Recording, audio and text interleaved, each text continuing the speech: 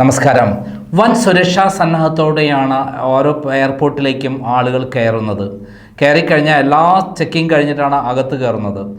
അങ്ങനെ കയറിയിട്ടുള്ള വിമാനത്തിൽ ആയുധധാരികൾ കയറുക, അതേപോലെ ബോംബുമായി കയറുക എന്നൊക്കെ പറയുന്നത് ഇന്നത്തെ കാലത്ത് വളരെ പ്രയാസമാണ്. എന്നാൽ പല വിമാനങ്ങളും തട്ടിക്കൊണ്ട് പോയിട്ടുള്ളത് തോക്ക് കാണിച്ചും അതേപോലെ ബോംബ് കയ്യിലുണ്ടെന്നൊക്കെ പറഞ്ഞിട്ടാണ് പലപ്പോഴും തട്ടിക്കൊണ്ട് പോകാറുള്ളത്. കൊള്ളക്കാർ വിമാനം തട്ടിയെടുത്ത പല സംഭവങ്ങളും അങ്ങനെയാണ്. ഇപ്പോഴുണ്ടായിട്ടുള്ള അഹമ്മദാബാദ് ദുരന്തം എന്താണ് സംഭവിച്ചതെന്ന് ഇതുവരെ വ്യക്തമല്ല. എന്നിരുന്നാലും പൈലറ്റിൻ്റെ അവസാന സന്ദേശം ഒരു അപായ സൂചനയാണ് ഉണ്ടാക്കിയിരിക്കുന്നത് എന്നുള്ള വിവരമാണ് പുറത്തു വരുന്നത്. അതായത് അഹമ്മദാബാദ് സർദാർ ബായ് ഇൻ്റർനാഷണൽ എയർപോർട്ടിലേക്ക് വന്ന കൺട്രോൾ റൂമിലേക്ക് വന്ന അവസാന കോൾ എന്തോ അപായ സൂചന നൽകി. പിന്നെ ഒന്നും സംസാരിക്കാൻ പോലും പറ്റാത്ത ഒന്നും കേട്ടില്ല. അതിനർത്ഥം എന്തോ ദുരൂഹമായ സാഹചര്യം ഫ്ലൈറ്റിലുണ്ടായിരുന്നു. നമ്മൾ കേട്ടറിവ് വെച്ച് അതിൽ കിട്ടിയ വിവരങ്ങൾ വെച്ചിട്ട് ഈ വിമാനം 625 അടി ഉയരത്തിലായിരുന്നു. അതായത് ആദ്യത്തെ ഘട്ടത്തിൻ്റെ വേഗത കഴിഞ്ഞ് രണ്ടാം ഘട്ടത്തിലേക്ക് കടന്നു. അതിവേഗതയിൽ പറക്കുന്ന സന്ദർഭമായിരുന്നു. ഈ സന്ദർഭത്തിൽ അതിൻ്റെ വിമാനത്തിൽ നിന്ന് പുറത്തേക്ക് കിടക്കുന്ന ചക്രങ്ങൾ, വിമാനത്തെ നിയന്ത്രിച്ചിരുന്ന ചക്രങ്ങൾ താഴെ തന്നെ കടന്നിരുന്നു. അത് ഉള്ളിലേക്ക് വലിഞ്ഞു പോകുന്ന സംവിധാനം നടന്നില്ല. അതിനർത്ഥം എന്തോ പൈലറ്റ്മാരെ ആരോ ഭീഷണിപ്പെടുത്തുകയോ അല്ലെങ്കിൽ യന്ത്ര തകരാറുണ്ടാവുകയോ ഒക്കെ ചെയ്തതാവാം. എന്തായാലും വിമാനത്തിന് പെട്ടെന്ന് എന്താണ് സംഭവിച്ചത്? അതിൻ്റെ ഉള്ളിൽ നിന്ന് വലിയ സ്ഫോടന ശബ്ദങ്ങൾ കേട്ടു എന്നാണ് താഴെയുണ്ടായിരുന്ന ജനങ്ങൾ പറയുന്നത്. പല TV ചാനലുകളും പുറത്തുവിട്ട വാർത്തകൾ പ്രകാരം വിമാനത്തിനുള്ളിൽ വൻ സ്ഫോടന ശബ്ദമുണ്ടായിരുന്നു. പിന്നീട് പെട്ടെന്ന് കുത്തനെ താഴേക്ക് പതിക്കുകയും ആ BG ഗവൺമെൻറ് മെഡിക്കൽ കോളേജിൻ്റെ മുകളിൽ ഹോസ്റ്റലിൻ്റെ മുകളിലേക്ക് കുത്തനെ പതിക്കുകയും ചെയ്തു. പിന്നീടുണ്ടായത് ഒരു അഗ്നിഗോളമാണ് ഉണ്ടായിരുന്നത്. വാൻ പൊട്ടിത്തെറിയും പുകയും അവിടെയെല്ലാം കറുത്ത നിറത്തിലുള്ള പുക കൊണ്ട് നിറഞ്ഞിരുന്നു. ഇപ്പോൾ ഏറ്റവും പുതിയ വിവരപ്രകാരം 242 പേരും, അതായത് 230 യാത്രക്കാരും 12 ക്രൂ മെമ്പർമാരും അടക്കം 242 പേർ മാത്രമല്ല മരിച്ചിട്ടുള്ളത്. ഇപ്പോൾ 5 മെഡിക്കൽ കോളേജ് വിദ്യാർത്ഥികളും മരിച്ചിരിക്കുന്നു എന്നുള്ളവരാണ്. കാരണം അത് മെഡിക്കൽ കോളേജിൻ്റെ ഹോസ്റ്റലായിരുന്നു. ഇന്ത്യയിൽ തന്നെ ഏറ്റവും വലിയ ഹോസ്റ്റലാണ് ഈ പറയുന്ന BG മെഡിക്കൽ കോളേജ്. അതിൻ്റെ ഏറ്റവും വലിയ ഹോസ്റ്റലാണ്. അവിടെ കുട്ടികൾ, മലയാളികൾ അടക്കമുള്ള സ്ഥലമാണ്. ഏറ്റവും പേരും പ്രശസ്തിയുള്ള മെഡിക്കൽ കോളേജാണ്, സിവിൽ മെഡിക്കൽ കോളേജാണത്. ആ മെഡിക്കൽ കോളേജിലേക്കാണ് ഇത് പതിച്ചത്. നമ്മൾ ആദ്യം കേട്ട വിവരങ്ങൾ വെച്ച് പലരും രക്ഷപ്പെട്ടു എന്ന് കരുതിയിരുന്നു. എന്നാൽ ഒരൊറ്റ കുട്ടി പോലും രക്ഷപ്പെട്ടില്ല എന്നുള്ളതാണ് സത്യം. ഇതിന് കാരണം ഈ വിമാനത്തിൽ ഫ്യുവൽ, അതായത് ഇന്ധനം നിറച്ചിരുന്നു. ആ ഇന്ധനം എന്ന് പറഞ്ഞാൽ ഹെവി ഇന്ധനമാണ് നിറച്ചത്. അതുകൊണ്ട് തന്നെ ഒരു സ്പാർക്ക് ഉണ്ടായിക്കഴിഞ്ഞാൽ തന്നെ ആ വിമാനം പൊട്ടിത്തെറിക്കും. അത് അഗ്നിഗോളമായി മാറും. അതിൽപ്പെട്ട് എല്ലാവരും പൊള്ളി മരിച്ചു എന്നുള്ളത് തന്നെയാണ് ഇപ്പോൾ പുറത്തുനിന്ന് ഏറ്റവും പ്രധാനപ്പെട്ട, നമ്മളെ ഏറ്റവും വിഷമിപ്പിക്കുന്നത്. ഇത് ലോകത്തെ മുഴുവൻ ഞെട്ടിച്ചൊരു സംഭവമാണ്. ഇന്ത്യയിലെ ഏറ്റവും വലിയ ദുരന്തമായി മാറിയിരിക്കുകയാണ്. ഏറ്റവും വലിയ വിമാനാപകടമായി മാറിയിരിക്കുകയാണ്. വിമാന അപകടമാണോ, വിമാന ദുരന്തമാണോ, ബോംബ് വെച്ച് തകർത്തതാണോ ഒന്നും നമുക്കറിയില്ല. ഇത് ബോംബൊക്കെ എങ്ങനെ ഉള്ളിൽ കയറുമെന്ന് നമുക്കറിയില്ല. അതേപോലെ തോക്കുകൾ അടക്കമുള്ള ആയുധങ്ങൾ, എന്തെങ്കിലും ആയുധങ്ങളാണോ അല്ലെങ്കിൽ സ്ഫോടക വസ്തുക്കളാണോ അതിൻ്റെ ഉള്ളിൽ കയറിയപ്പോൾ അത് വെച്ചിട്ട് തകർത്തതാണോ എന്ന് അറിയില്ല. പിന്നെ അതിനുള്ളിൽ ഇത് വെച്ചാൽ പോലും ദൂരെ നിന്ന് റിമോട്ട് വഴി എന്തെങ്കിലും വെച്ചിട്ട് തകർത്തതാണോ ഒന്നും നമുക്കറിയില്ല. എന്തായാലും ഇതിൻ്റെ ഉള്ളിലുള്ള ഏതെങ്കിലും ജീവനക്കാരുടെ സഹായത്തോടെ ആയിരിക്കാം ഇതിൻ്റെ ഉള്ളിൽ എന്തെങ്കിലും സംഭവിക്കുക. അല്ലാതെ യാത്രക്കാർ വഴി കയറാൻ ബുദ്ധിമുട്ടാണ്. അതായത് അതിൻ്റെ പൈലറ്റുമാരോ അല്ലെങ്കിൽ മറ്റുള്ള ആരെങ്കിലോ ആയിരിക്കാം ഇതിന് പ്രവർത്തിച്ചിട്ടുണ്ടാവുക. എന്തായാലും ചാവേറായി വന്ന ആരെങ്കിലും ആണോ കൊല്ലപ്പെട്ടത്, ചാവേറായി വന്ന ആളാണോ ഇതിൽ പ്രവർത്തിച്ചോ ഒന്നും നമുക്കറിയില്ല.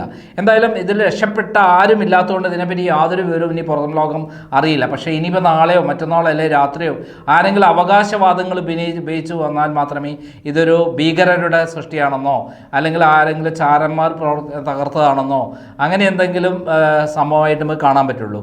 നമുക്ക് എന്തായാലും ഇതിൻ്റെ ബ്ലാക്ക് ബോക്സ് കൈ കിട്ടിയാൽ മാത്രമേ കൃത്യമായി ഇതിൻ്റെ കാര്യങ്ങൾ പഠിക്കാൻ പറ്റുകയുള്ളൂ. എന്തുകൊണ്ടാണ് വിമാനം തകർന്നത്? പ്രശ്നമാണത്. എന്തായാലും ഇന്ത്യയിലെ ഏറ്റവും വലിയ ദുരന്തമായി മാറിയിരിക്കുകയാണ് ഇപ്പോൾ അഹമ്മദാബാദ് എയർപോർട്ട് ഇപ്പോൾ വീണ്ടും തുറന്നിരിക്കുകയാണ്. കാരണം അവിടെ ആ എയർപോർട്ടിനെ സംബന്ധിച്ചോളം വേറെ പ്രശ്നങ്ങളൊന്നുമില്ല. എയർപോർട്ട് ഇന്ത്യയിലെ ഏറ്റവും തിരക്കുള്ള എയർപോർട്ടുകളൊന്നാണ്. ഏറ്റവും പ്രധാനപ്പെട്ട ഒരു കാര്യം കൂടി നമ്മൾ ശ്രദ്ധിക്കേണ്ടതുണ്ട്. ഇന്ത്യയുടെ പ്രധാനമന്ത്രിയും അതേപോലെ ഇന്ത്യയുടെ ആഭ്യന്തരമന്ത്രിയും എവിടെ നിന്നാണ്? നമുക്ക് ഗുജറാത്തിൽ നിന്നാണ്. ആ ഗുജറാത്തിൽ നിന്നുള്ള ഒരു ഫ്ലൈറ്റ് പുറപ്പെട്ട UK പുറപ്പെട്ട ഫ്ലൈറ്റാണ്, അതായത് ലണ്ടനിലേക്ക് പുറപ്പെട്ട ഫ്ലൈറ്റാണ് ഇപ്പോൾ ഇങ്ങനെ പൊട്ടിത്തെറിച്ച് ഇങ്ങനെ കത്തിത്തീർന്ന് തീപ്പന്തമായി അല്ലെങ്കിൽ അഗ്നിഗോളമായി അതിലുള്ള ആളുകളെ മുഴുവൻ കൊന്നിരിക്കുന്നത്. അപ്പം നമ്മൾ മനസ്സിലാക്കുന്ന കാര്യം ഒരു വിമാനയാത്ര ഏത് യാത്രയിലെ ഏറ്റവും മികച്ചത് വിമാനയാത്രയാണ്, സുരക്ഷിതം എന്നൊക്കെ പറയുന്നത് ഇവിടെ അതിൻ്റെ അവസാനിക്കുകയാണ്. ഈ അടുത്ത കാലത്ത് 3 ദുരന്തങ്ങളാണ് ഇപ്പോൾ അടുപ്പിച്ചുണ്ടായിരിക്കും. ഒന്ന് കൊച്ചിയിലുണ്ടായിട്ടുള്ള കപ്പൽ ദുരന്തം, കടലിൽ ഉണ്ടായിട്ടുള്ള ദുരന്തം, അതിൽ നിന്ന് പുറത്തു വന്ന കണ്ടെയ്നറുകൾ അതിഭീകരമായ രൂപത്തിൽ അത് കൊച്ചി തുടങ്ങി കേരളത്തെ മുഴുവൻ വ്യാപിച്ചുള്ളൊരു കാര്യമാണ്. എന്തൊക്കെ മാരകമായ രാസവസ്തുക്കളാണ് അതിൻ്റെ അകത്തുള്ളതെന്ന് നമുക്കറിയില്ല. പലതും ഒഴുകി പോയിട്ടുണ്ട്, കടലിലേക്ക് ഇറങ്ങി ചെന്നിട്ടുണ്ട്.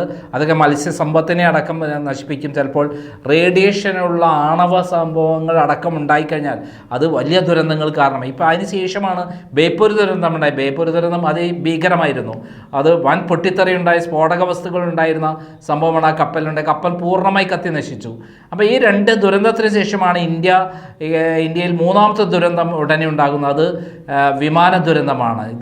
ഇത് ഇന്ത്യ കണ്ടിട്ടുള്ള ഏറ്റവും വലിയ ദുരന്തം. ഇതിന് മുമ്പ് ഇത്രയും വലിയ ദുരന്തം ഉണ്ടായിട്ടില്ല സത്യത്തിൽ. അതും ഗുജറാത്ത്, അതായത് നരേന്ദ്രമോദിയുടെയും അമിത്ഷായുടെയും നാട്ടിൽ നിന്നാണ് ഈ സംഭവം ഉണ്ടാകുന്നത്. വളരെ ഗുരുതരമായ പ്രശ്നമാണ്. എന്തായാലും എല്ലാതരം സന്നാഹങ്ങൾ ഒരുക്കിയിട്ടും ഒരാളെ പോലും രക്ഷിക്കാൻ കഴിഞ്ഞില്ല എന്നുള്ളത് ഏറ്റവും ദുഃഖകരമായ കാര്യമാണ്. 242 പേര് മരണപ്പെട്ട 242 ആളുകളുടെ പേരും ഞങ്ങൾ പുറത്തുവിട്ടിരുന്ന ഒരു വീഡിയോയിലൂടെ. അതിൽ രഞ്ജിത നായർ എന്ന് പറയുന്ന ഒരു പെൺകുട്ടി UK ജോലിക്ക് വേണ്ടി പോയി അവിടെ നിൽക്കണ്ട എന്നുള്ള ധാരണയോടുകൂടി മടങ്ങാൻ വേണ്ടി ഉദ്ദേശിച്ച് 2 കുട്ടികളാണുള്ളത്. ആ കുട്ടികളുടെ കരച്ചിൽ കേട്ടാൽ നമ്മൾ വല്ലാതെ നടുങ്ങിപ്പോവും. ആ കുട്ടികളുടെ കരച്ചിലാണ് നമ്മൾ തുടക്കത്തിൽ കൊടുത്തിട്ടുള്ളത്. കാരണം വല്ലാത്ത ദുഃഖമാണ്. ഒരു അമ്മയും 2 മക്കളാണ് ഉള്ളത് ആ വീട്ടിൽ. തിരുവല്ല പുല്ലാട് വടക്കേ കവല കോഞ്ഞാട് വീട്ടിൽ ഗോപകുമാറിൻ്റെ തുളസിയുടെയും മകളാണ് രഞ്ജിത. 40 വയസ്സുണ്ട്. BSc പന്തളം കോളേജിൽ പഠിച്ച് പിന്നീട് ഗുജറാത്തിൽ ജോലിക്ക് പോയി, പിന്നെ ഒമാനിൽ ജോലിക്ക് പോയി, പിന്നീടാണ് UK പോയി. ഇപ്പം അവർ ഇതിൻ്റെ ഇടയിൽ വന്നിരുന്നു. എന്നിട്ട് ആ വീട് പണിയൊക്കെ പൂർത്തിയാക്കി ഇനി സ്വസ്ഥമായി നാട്ടിലേക്ക് മടങ്ങി വരാം റിസൈനിങ്ങിന് വേണ്ടി പോയിട്ടാണ് രഞ്ജിത നായർ. പക്ഷേ അത് മരണത്തിലേക്കാണ് അവരെത്തിച്ചത്. അതിലപ്പുറത്തേക്കാണ് ഗുജറാത്തിലെ മുൻ മുഖ്യമന്ത്രി തന്നെ കൊല്ലപ്പെട്ടിരിക്കുന്നു എന്നുള്ള വാർത്തയാണ് ഏറ്റവും പ്രധാനപ്പെട്ട കാര്യം. അതായത് വിജയ് റൂപാണി എന്ന് പറയുന്ന ആളാണ് മരിച്ചത്. പിന്നെ ഇതിൻ്റെ അകത്ത് 53 ബ്രിട്ടീഷുകാരാണ്, ഏകദേശം 9ഓളം 7 പോർച്ചുഗീസുകാർ, ഒരു കനേഡിയൻ പൗരനുമാണുള്ളത്. ഈ കനേഡിയൻ പൗരനുണ്ട് എന്നുള്ളതാണ് നമ്മുടെ ഞെട്ടിക്കുന്ന കാര്യം. കാരണം കാനഡയും ഇന്ത്യയും തമ്മിൽ വലിയ യുദ്ധത്തിലാണെന്ന് പറയാൻ പറ്റും, വലിയ സ്പർദ്ധയിലാണ്. മാത്രമല്ല പല സിഖുകാരായ ആളുകൾ ഈ ഇത്തരത്തിലുള്ള കാര്യങ്ങളിൽ അവിടെ വ്യാപൃതമാണെന്ന് നമുക്കറിയാം. എന്തായാലും ഇത് അമിത്ഷായുടെയും മോദിയുടെയും നാട്ടിലാണ് ഈ സംഭവം ഉണ്ടായിരിക്കുന്നത് എന്ന് ഏറ്റവും വളരെ ശ്രദ്ധിക്കേണ്ട കാര്യമാണ്. അതുകൊണ്ട് തന്നെ സംശയാസ്പദമായ പല കാര്യങ്ങളും നമ്മൾ ചിന്തിക്കേണ്ടി വരും. എന്തായാലും ഇന്ത്യ ഗവൺമെൻറ് ആകെ ഞെട്ടിയിരിക്കുകയാണ്. ഇന്ത്യയിൽ തുടർച്ചയായിട്ട് 3 ദുരന്തങ്ങൾ വരുന്നു. ഇതിൽ പാകിസ്ഥാൻ്റെ വല്ല കൈയുണ്ടോ, അല്ലെ തീവ്രവാദ കൈയുണ്ടോ, ഭീകരവാദരുടെ കൈയുണ്ടോ ഒന്നും നമുക്കറിയില്ല. പാകിസ്ഥാൻ ഈ അടുത്ത കാലത്ത് ഇന്ത്യ നടത്തിയിട്ടുള്ള ഇന്ത്യയുടെ ആക്രമണങ്ങൾ അവരെ ഞെട്ടിച്ചിരുന്നു. അതിന് പകരം വീട്ടിയതാണോ ഒന്നും നമുക്ക് പറയാൻ പറ്റില്ല. എന്തായാലും നമുക്ക് കാത്തിരിക്കാം. എന്നാൽ വളരെ ഗുരുതരമായ, ഇന്ത്യയെ ഞെട്ടിച്ച, നമ്മളെല്ലാവരും ഞെട്ടിച്ച വളരെ ദുരന്തം. ഇതിൽ മരിച്ചവർക്കെല്ലാം നമ്മൾ ആദരാഞ്ജലികൾ അർപ്പിക്കുന്നു. മനസ്സിൻ്റെ ഉള്ളിൽ നിന്ന് വിഷമത്തോടു കൂടിയിട്ട് ആദരാഞ്ജലികൾ അർപ്പിക്കുന്നു. അതോടൊപ്പം 5 മെഡിക്കൽ വിദ്യാർത്ഥികൾ കൂടി മരിച്ചിട്ടുണ്ട്. നിരവധി വിദ്യാർത്ഥികൾക്ക് പരിക്കേറ്റിട്ടുണ്ട്. അതിൻ്റെ പൂർണ്ണ വിവരങ്ങൾ വരുന്നേ ഉള്ളൂ. നന്ദി, നമസ്കാരം.